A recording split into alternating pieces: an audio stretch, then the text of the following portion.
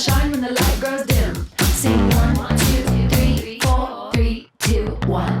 Cause no one can do it like we do it, like we do it, like we do it. Cause no one can do it like we do it, like we do it. All right, everybody, welcome back to Fear of a Flat Planet. My name's Henry Jackson, and we got Mr. Mikey Ciccarelli. Now, actually, I have to ask you this, Mikey, because I should know this because I've been emceeing contests with you in. Is it Ciccarelli or Ciccarelli? So it's Ciccarelli in Italy, but Yeah. us like North Americans, we say Ciccarelli. But I mean, I appreciate when people say Ciccarelli, like, you know, I like that way. And so, well, I mean, fairly obviously, you're Italian-Canadian descent. Mm-hmm. Yep. I've always wanted to know, is the so, I mean, you always hear about Italian-Americans and, you know, there's a lot of stereotypes in movies about sort of the Italian-American, like, community. Is there a similar thing going on in Canada as well?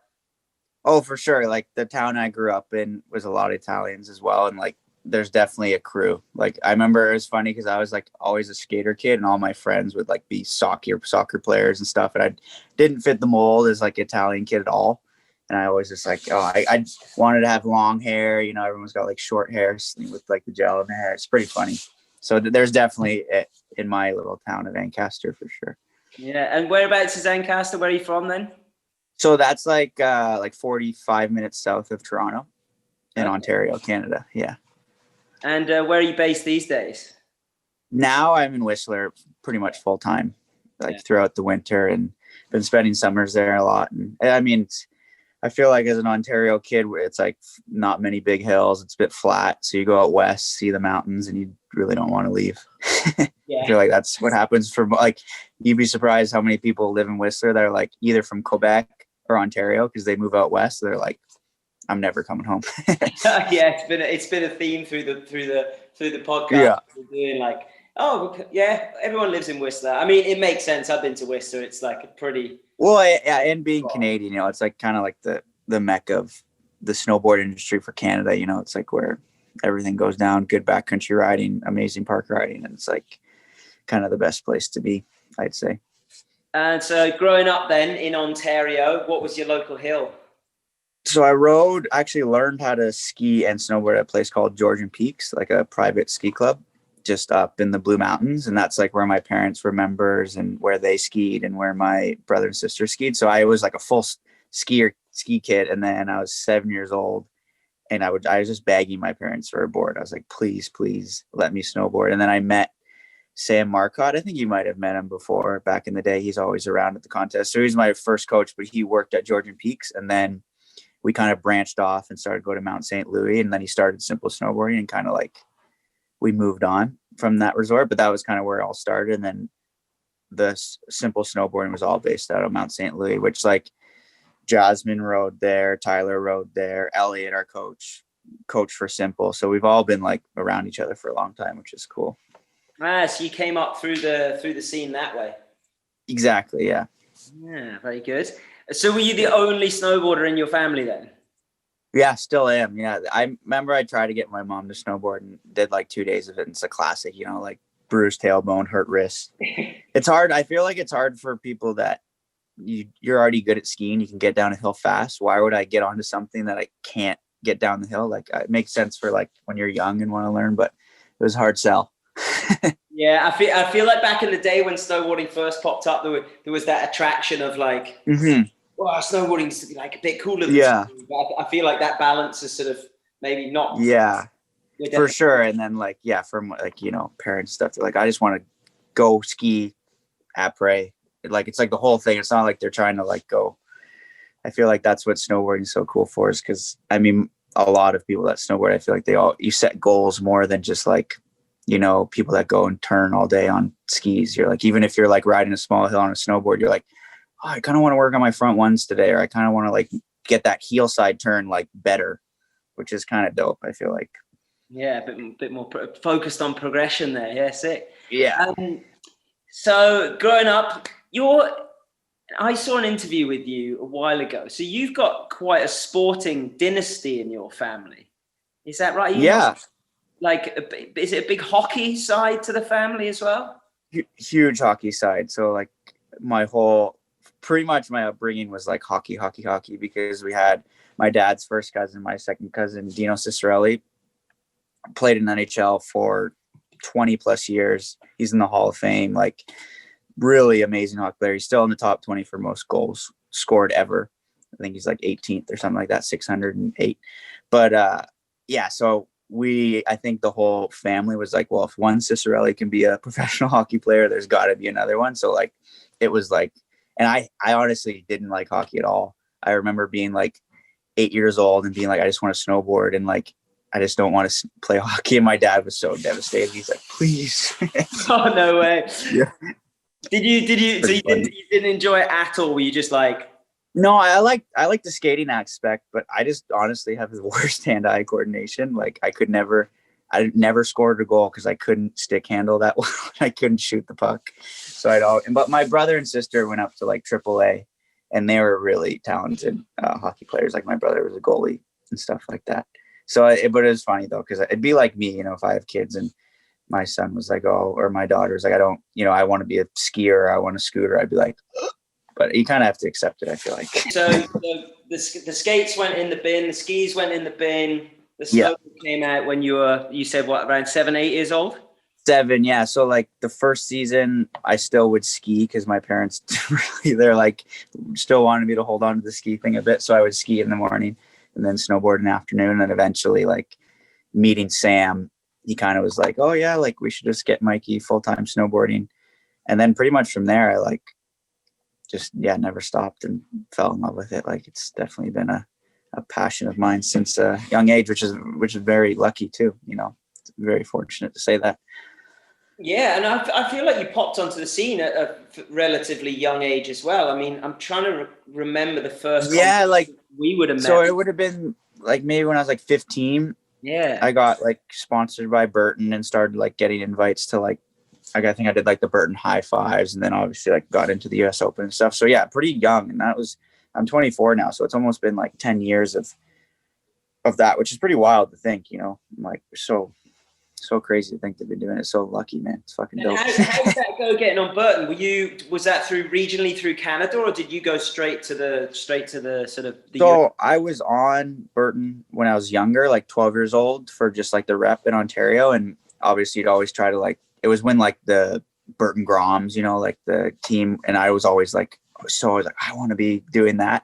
And it was so hard to get in contact with Vermont. So I actually rode for GNU and like Union for a while. And then one day Sam actually set it up for me. We did a coaching day with Mark McMorris in New Zealand, and he kind of helped me.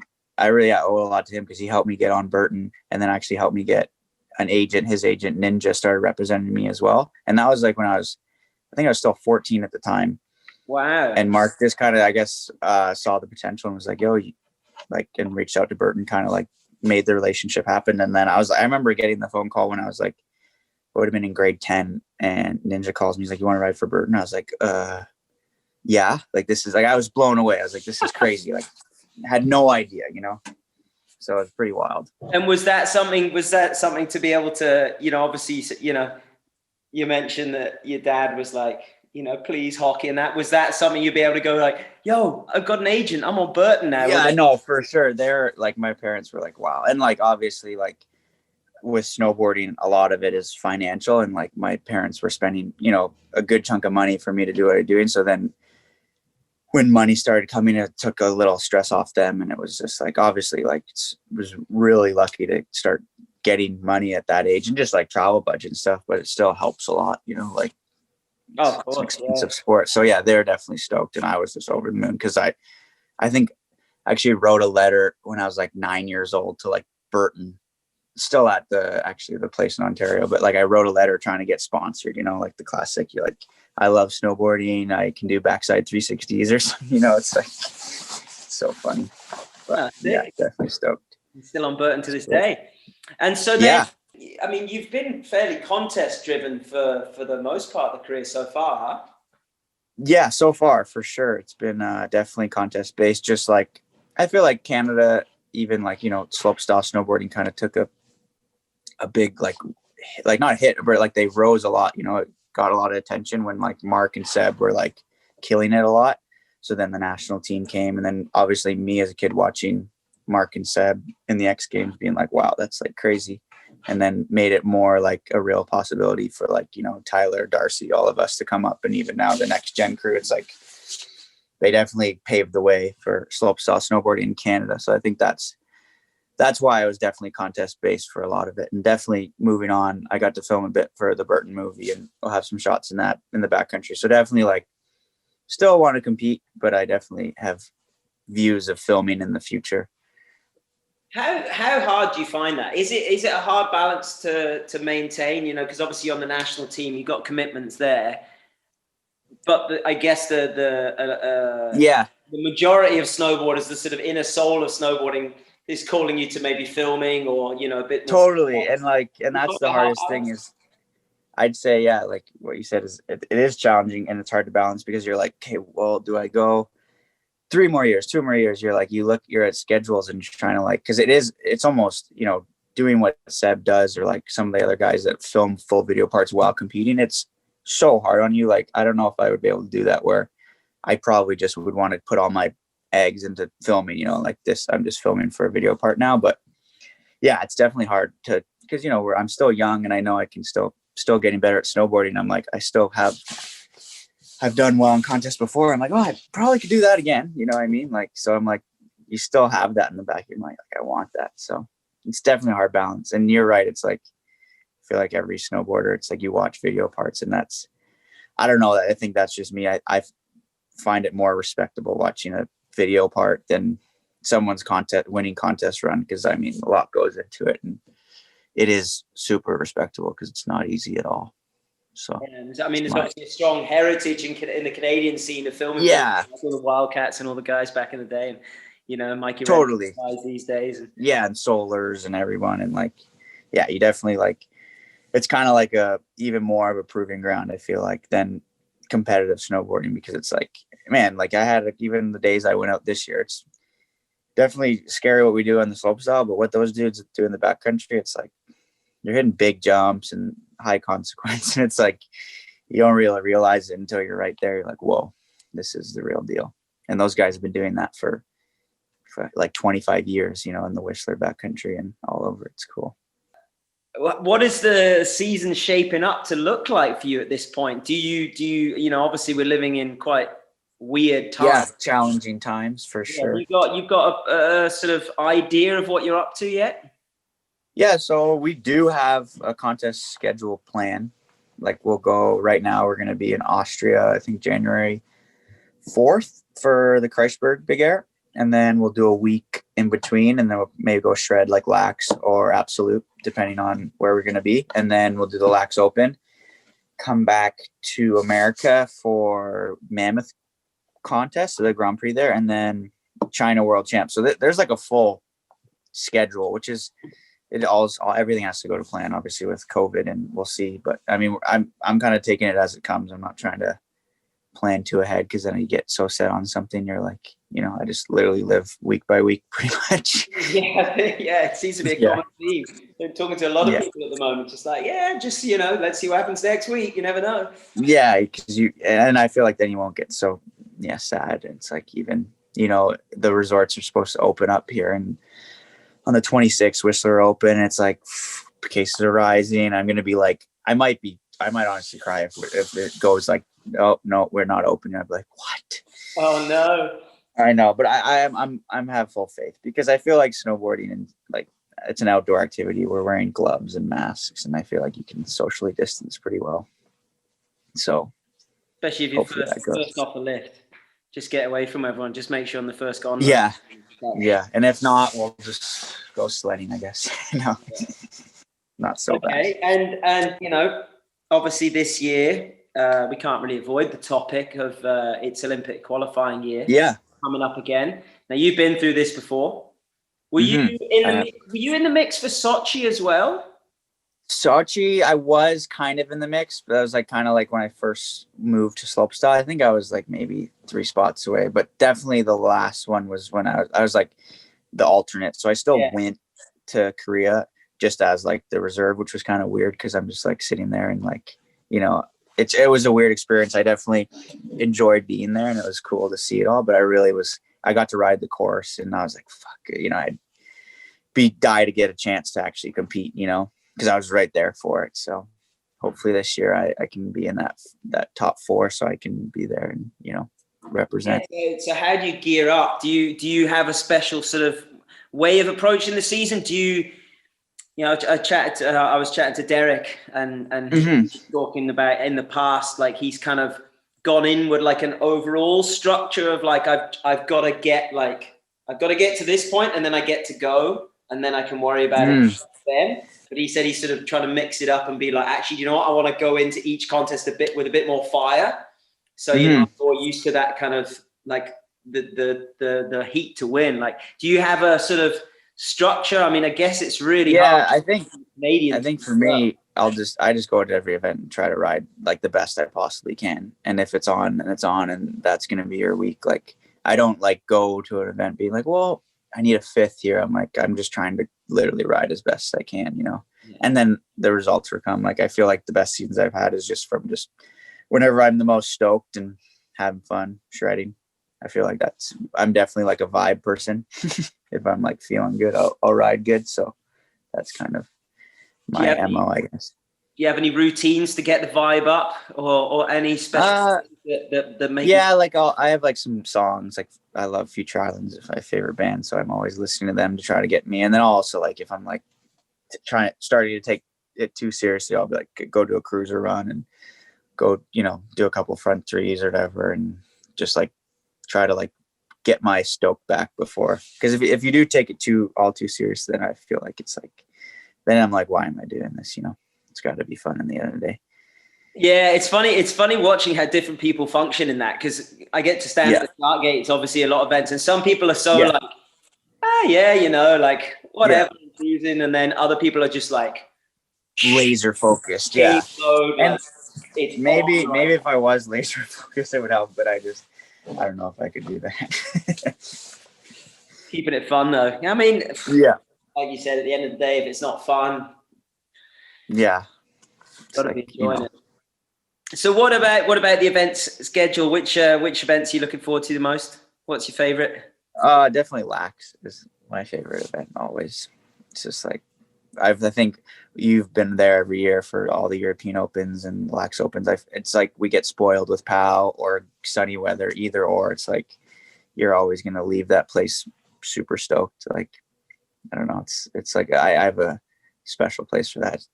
Like, in my heart, it's just like a good vibes and good fun, man. It's like you can't really beat it. Have you podiumed in Lax? I got 5th in the Lax Open that year that when like Reto, when he had it like crazy prize money and everyone had their own. First year it switched to from the Burton. Yeah. First year it switched. Yeah. So that was a fun year, because I think it was like the top 5 was Canadian or something like that, like that. I can't remember what it was. Yeah, that was fun. I probably missed my flight the next day, actually. That's understandable. And what about off-hill activities? You mentioned a bit of hockey from back in the day. You've seen some pretty heavy skate clips been going down. Yeah, definitely. Since we didn't travel this summer, it was like kind of like just skateboard season. It was fun, man. Even Darce skated a lot, and all of our friends and Wiss. It was cool because like I don't get to be around the skate park. Like, I'll obviously go every time I'm home, but you kind of started to get like a community vibe. Like the skate park became kind of like the bar, or like, like the hangout spot, because nothing was open. So you just go to the skate park, see all your homies and skate. So it was sick. And I actually bought a golf membership. So I was golfing a lot this summer too. Oh yeah. What do you play off? What handicap are you got? I'm like a 15 handicap. So not too bad. That's pretty sweet. Getting that. Yeah. I had 4 rounds shooting 80 straight. And I was like, my goal was to break the 80 this summer. And I was like, so close, but next summer I'll make it happen. But yeah, a couple of the other guys like Craig plays a lot of golf. Mark, even I played a couple rounds with him, and like they love it too. So it's always a good time. You got a good crew then on the course. Yeah, we're definitely lucky. Who shoots the best golf?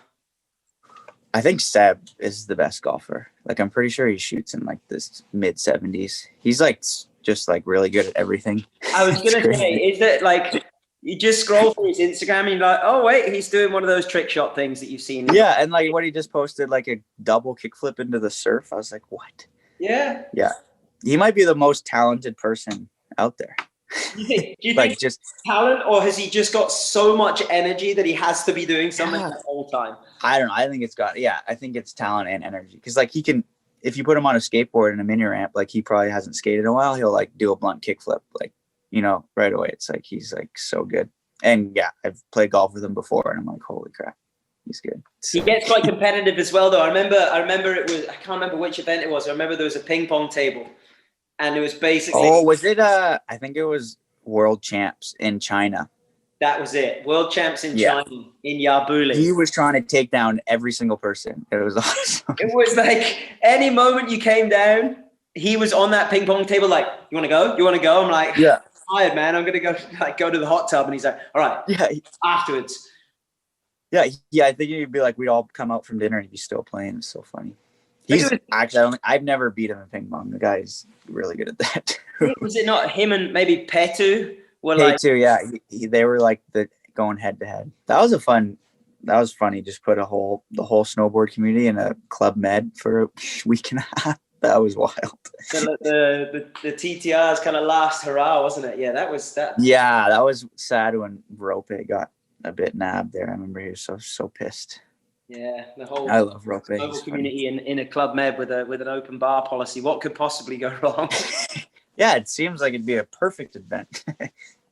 Yeah, there was some good karaoke sessions going down there. I do remember that. Oh yeah, I do remember that. Yeah, that's good times. See that, and that's the cool thing about snowboarding is you're so lucky. Like the memories that it's not even like, you know, obviously I cherish the times where I have been able to podium or like win an event, but like the memories you make in between is like, I think something that you'll even remember more. Just it's something I can't remember if it was an interview with Mark that I watched or I read, and he was actually talking about the kind of vibe at the last Olympics in the athlete village. Yeah, and chatting to athletes from different disciplines, and they were like, "Do you guys all just sit together with your different countries? Like, what's that?" Like, I think that's the thing too. Like, we're lucky with snowboarding is that we get to do events all year, and it's not like obviously the Olympics is huge, and if you do podium, it will change your life, you know. But like, we have do tour every year, we have X Games, we have all the World Cup events, we have all these events that like, it's not, we have so much to look forward to, but for a lot of athletes, it's like they train for 4 years for that one event. So they're going to like be, you know, thinking about that directly after the Olympics for the next 4 years. And like, for us, it's like, oh, we, you know, I feel like we have more, there's a lot more to snowboarding. You're like, oh, you're thinking about a POW trip you're going on. You're thinking about this rail you want to hit or going to shred with your buddies. It's not like, if you're like a bobsledder, you can't just go bobsled with your homies. It's a bit different, I feel like, in our sport. Hadn't actually thought about it too much about that. How like the come down for the other athletes must be like, right, well, 4 years back, and like you said, there's so many other events for snowboarders. Yeah, so I think that might be within the national teams as well, especially the Canadian national team. You guys treat, you know, the events with more or less. I mean, obviously the Olympics are the flagship. No, but yeah, you treat. I feel like you treat every just as important, right? With the same, the level of importance for sure. Because you're like, you know, every event you want to ride your best and showcase your best riding, and I feel like now too, the courses and everything. It's like there's opportunity to do your best run or your best tricks. It's not like you're gonna like have to hold back because of a certain like course not being up to par. It's like you got, you know, that's why I think it's good. I feel like if we could get a better tour or like more live streams to showcase that, people would be like, wow. Because even when I'm watching it and I'm there, I'm like, whoa, this is wild, you know. Well, maybe it's something that will come out of this situation around the world, because obviously events are not going to be as much of an event, let's say. Have to, you know, draw people in different ways because of maybe restrictions that people can't go to the actual event. So yeah, totally. Like I think other sports have done well, like NHL, and I'm a huge golf fan, so I've been watching the PGA Tour, and they have no fans, but like they're like still having every event, and so many people are tuning in because it's almost more accessible now that you're like, you don't have to go there. You can get all this insider exclusive coverage, which is kind of cool. So then, well, Mikey, I mean, I think we've kind of Yeah, it's been fun chatting. I don't want to keep too much of your time because obviously you're on your training camp and you gotta get some rest. I appreciate it. Yeah, no, thanks very much for stopping by for a chat. Enjoy the surf. Hopefully you get freaking tube. Yeah, I snapped 2 boards the other day, so it's not been going too well recently. But Oh no. you know, my horrible. Sorry, we won't talk about it yet. No, we don't need to talk about that. But of course, at this point, I'd like to say, Mikey, obviously you're from Ontario and came up through the scene there. If anyone wants to help out with the Canadian snowboard team, you can go on canadasnowboard.ca and you're able to help the team in many different ways. Mikey and the guys can benefit from this. They've got some epic apparel out there, beanies, or I should say toques, hoodies, t-shirts, things like that. All the money from that goes towards the team. And you can also donate. If you donate, you can actually choose where your money goes. So if people donate, Mikey, for example, they could choose the Ontario Provincial Snowboard team. That's awesome. To donate their money to, or whichever territory you're from.